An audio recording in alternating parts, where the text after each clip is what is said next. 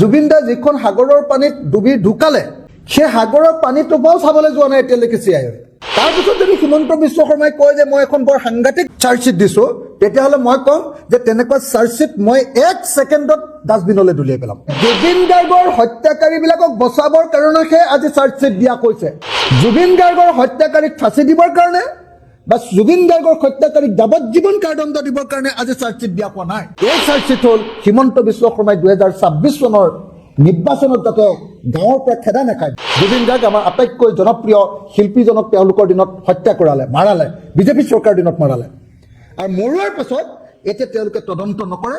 সেই কথাটোৰ কাৰণে যাতে 26 চনৰ নিৰ্বাচনত হিমন্ত বিশ্ব গ'লে যাতে গাঁওবিলাকৰ পৰা খেদি নিদিয়ে, তাৰ কাৰণে মিছাকে এখন চাৰ্জশ্বিট তৈয়াৰ কৰিছে। মানে আজি যিখন চাৰ্জশ্বিট দিছে মই সেইখনক জুবিন দাৰ মৃত্যুৰ চাৰ্জশ্বিট বুলিয়ে গণ্য কৰা নাই।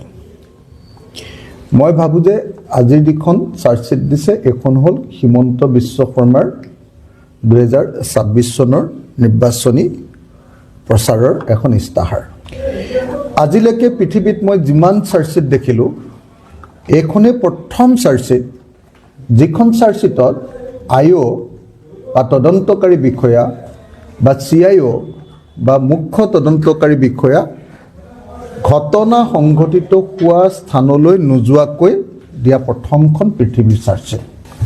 ইয়াত 7,000 পৃষ্ঠাৰ যে আপোনাৰ কাগজ দিছে বুলি কৈছে, 7,000 পৃষ্ঠা আৰু কিমান পৃষ্ঠা কিমান ডকুমেণ্ট দিছে বুলি ক'লে, 3,000 নে কিমান নে 3500 নে কিমান ডকুমেণ্ট দিলে বুলি ক'লে, 3500 ডকুমেণ্ট বুলি ক'লে।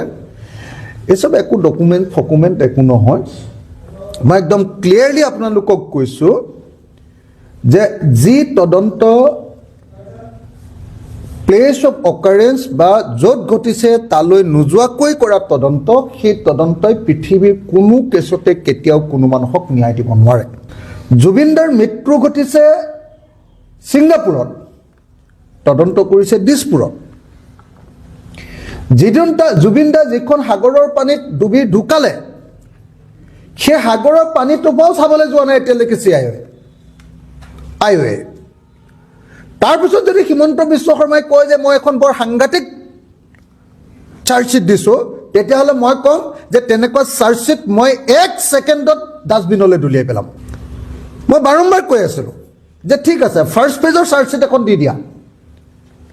ইয়াত তোমালোকে মটিভৰ ওপৰত চাৰ্জশ্বিটখন দি আছা যে কিয় হত্যাকাণ্ড হ'ল বুলি আগতে তোমালোকে নিজে ঠিক কৰি ল'লা যে হত্যাকাণ্ড হৈছে বুলি আমি দি দিম, আৰু কিয় হত্যাকাণ্ড হ'ল বুলি তোমালোকে পইচাৰ কেলেংকাৰী এটা বনাই ধুনীয়াকৈ তোমালোকে ঠিক আছে পইচাৰ কেলেংকাৰী হ'ব পাৰে তেনেকুৱা এটা তোমালোকে ডকুমেণ্ট বনাই ইয়াত দি দিছা। মোৰ সেইটোলৈকেও আপত্তি নাই যে কি কাৰণে হত্যাকাণ্ড হ'ল তাৰ মটিভটোৰ ওপৰত এখন চাৰ্জশ্বিট দিয়ক।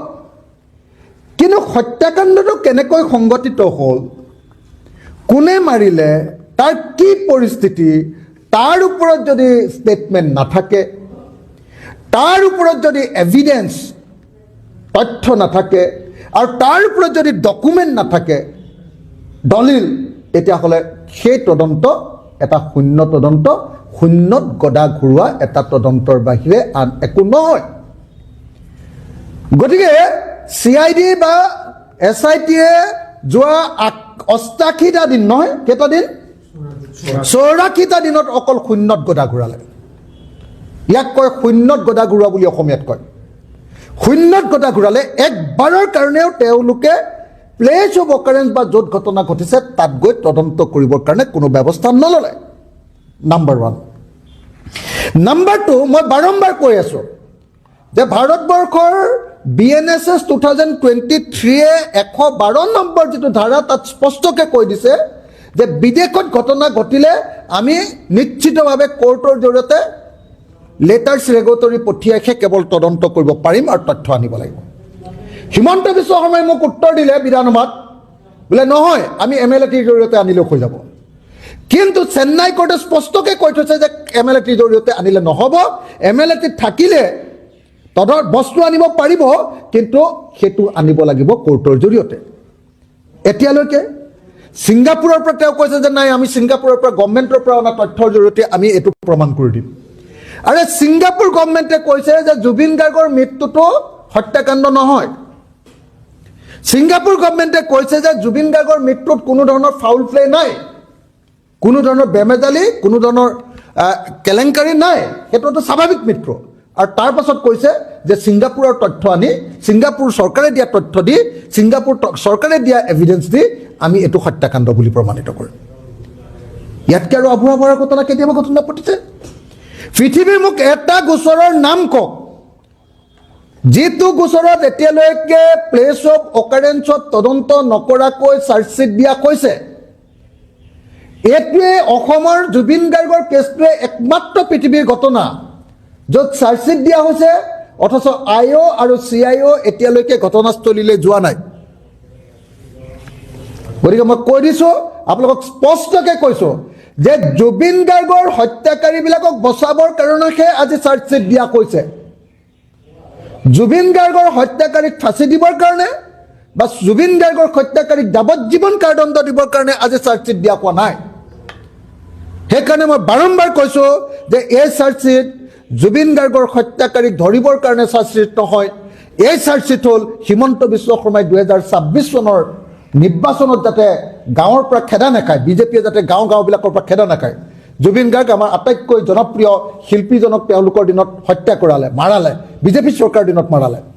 আৰু মৰোৱাৰ পাছত এতিয়া তেওঁলোকে তদন্ত নকৰে। সেই কথাটোৰ কাৰণে যাতে 26 চনৰ নিৰ্বাচনত হিমন্ত বিশ্ব গ'লে যাতে গাঁওবিলাকৰ পৰা খেদি নিদিয়ে, তাৰ কাৰণে মিছাকৈ এখন চাৰ্জশ্বিট তৈয়াৰ কৰিছে, ভুৱা 2 নম্বৰী চাৰ্জশ্বিট। মই সেইকাৰণে বাৰম্বাৰ কৈছিলোঁ যে এখন চাৰ্জশ্বিট নাম্বাৰ পাৰ্ট 1 হ'লে মানে হৈ যাব, তেতিয়াহ'লে পাৰ্ট 2, পাৰ্ট 3 বেলেগ বেলেগ একদম অৰিজিনেল বস্তুবিলাক দি দিব পাৰিব। কিন্তু মুখ্যমন্ত্ৰীয়ে কালি ঘোষণা কৰি দিলে নহয় যে এতিয়া আৰু আমাৰ আজিৰ পৰা 12 তাৰিখৰ পৰা কাম শেষ, চাৰ্জশ্বিট আমি দি দিলোঁ, আমাৰ আৰু একো কৰিবলগীয়া নাই, অসম চৰকাৰ অসম পুলিচৰ একো কাম কৰিবলগীয়া নাই, এতিয়া কোৰ্টে কেৱল শাস্তি দিলে হ'ল। আৰে তুমি এখন ফটোৱা কাগজ এখন দি দিবা আৰু তাৰ ওপৰত কোৰ্টে কেনেকৈ শাস্তি দিব? তুমি 2 নম্বৰী এটা ডকুমেণ্ট দি দিবা, তাৰপিছত কোৰ্টে কেনেকৈ শাস্তি দিব? তাৰপিছত কোৰ্টক ন্যায় দিব বুলি কোৱাটো আৰু ৱালত মাথা মাৰি দিয়াটো একেটাই কাহিনী। মোক ন্যায় লাগে বুলি মই যদি ৱালত মাথা মাৰি দিওঁ, অথচ ন্যায়ৰ কাৰণে মই কোনো কাম কৰা নাই, কিবা কাম আছে নেকি কওক? গতিকে হিমন্ত বিশ্ব শৰ্মা হ'ল তেনেকুৱা ধৰণৰ এজন মুখ্যমন্ত্ৰী যিজনে জুবিন গাৰ্গৰ মৃত্যুটোক লৈ গোটেই জীৱনত খেলা কৰিছে, ৰাজনীতি কৰিছে। আজিৰ সেইকাৰণে যিখন চাৰ্জশ্বিট দিছে, এই চাৰ্জশ্বিটখনৰ ওপৰত অসমৰ মানুহে কোনেও বিশ্বাস কৰিব নালাগে। এইখন হ'ল হিমন্ত বিশ্ব শৰ্মাৰ 2026 নিৰ্বাচনৰ এখন ইস্তাহাৰ। এইখনত 26ত যাতে খেদা নাখায় গাঁৱৰ পৰা, যেনেকৈ কা আন্দোলনৰ সময়ত খেদা খাব খুজিছিলে, ঠিক তেনেকৈ এই জুবিন গাৰ্গৰ মৃত্যুৰ কাৰণে যাতে খেদা নাখায় তাৰ কাৰণে বনোৱা এখন কি ক'ব মিথ বা কল্প কাহিনী বা সাধু কথাৰ এখন কাহিনী হ'ল আজি দিয়াৰ চাৰ্জশ্বিটখন।